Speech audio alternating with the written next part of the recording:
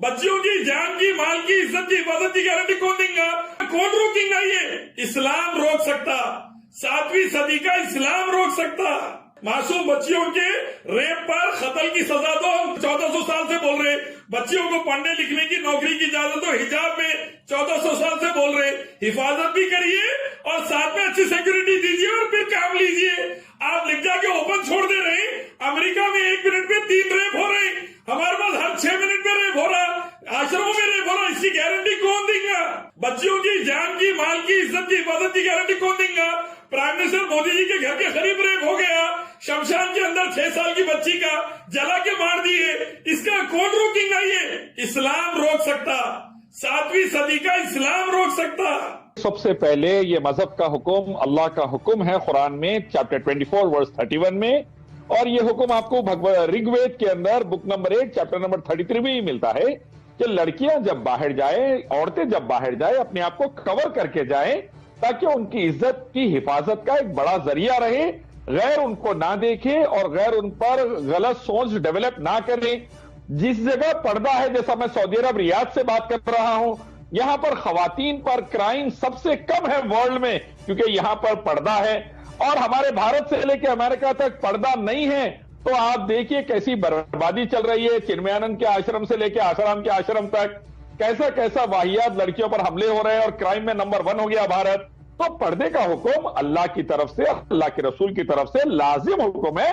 और मर्द के लिए पर्दा यह है कि गैर औरत की तरफ नजर उठाकर ना देखे, और औरतों के लिए पर्दा यह है अपने ऊपर चादरें डालकर बाहर निकले। हिजाब रहेगा, क्राइम रेट नीचे आएगा, बेटियां महफूज रहेगी। मेरी बड़ी बहन डॉक्टर है, मेरी माँ एजुकेशनिस्ट है, मेरी बीवी एजुकेशनिस्ट है, हिजाब में रहकर बेहतरीन पढ़ा रही है, इलाज कर रही है। पैगंबर मोहम्मद सल्लल्लाहु अलैहि वसल्लम की भी हजरत आयशा और हजरत खदीजा बिजनेस वुमेन और एजुकेशनिस्ट थी, बेहतरीन तरीके से हिजाब में रहकर जिंदगी गुजारे। यूएस विक्टिमाइजेशन सर्वे की रिपोर्ट आई है 2020 की, जिसमें यह लिखा है कि 30% से ज्यादा रेप जो हुए हैं वो कोएड स्कूल्स और कॉलेजेस में हुए। भारत की भी रिपोर्ट निकाल के देख लीजिए, आपको अच्छे से इल्म आ जाएगा। कोएड स्कूल्स में 30% से ज्यादा रेप हुए हैं। मंदिरों और शमशानों में आरएसएस के आतंकवादी रेप कर रहे तो कर रहे, अब हमारे स्कूल्स में महफूज नहीं है।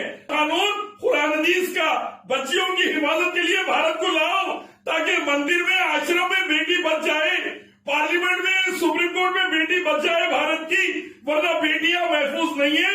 क्राइम में नंबर 1 हो गया भारत।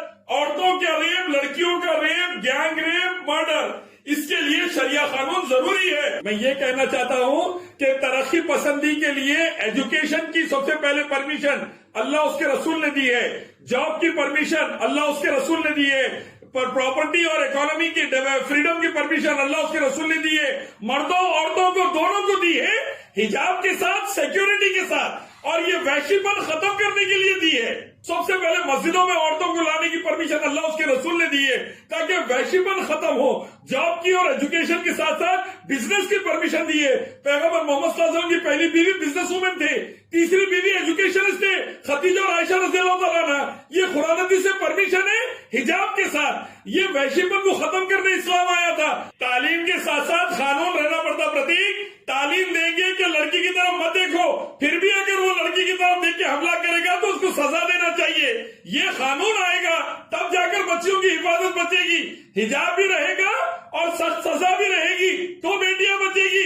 अमेरिका में 1 मिनट में 3 रेप हो रहे हैं, हमारे पास हर 6 मिनट में 1 रेप हो रहा भारत में। ना आश्रम महफूज, ना शमशान घाट महफूज, ना मंदिर महफूज, ना कॉलेज महफूज। सुप्रीम कोर्ट में इज्जत पर हमला हो गया इंदिरा जय सिंह के। मैं ये कहना चाहता हूँ कि जमीन आसमान संसार का रब एक, ईश्वर एक, तो यूनिफॉर्म सिविल और क्रिमिनल लॉ होना चाहिए, ताकि चिन्मयानंद आसाराम को चौरस्ते पे लाके मुंडी मार के हिंदू बेटियों की और मुस्लिम बेटियों की इज्जत बचा सके। बीजेपी आरएसएस वाले के रेपिस्ट और आतंकवादियों को चौरस्ते पे लाके निपट सके। बहुत अच्छा, हिंदू बहुत अच्छा बच सके। जमीन आसमान का रब है तो कानून भी, क्रिमिनल तो इलियास शराफुद्दीन थोड़ा सा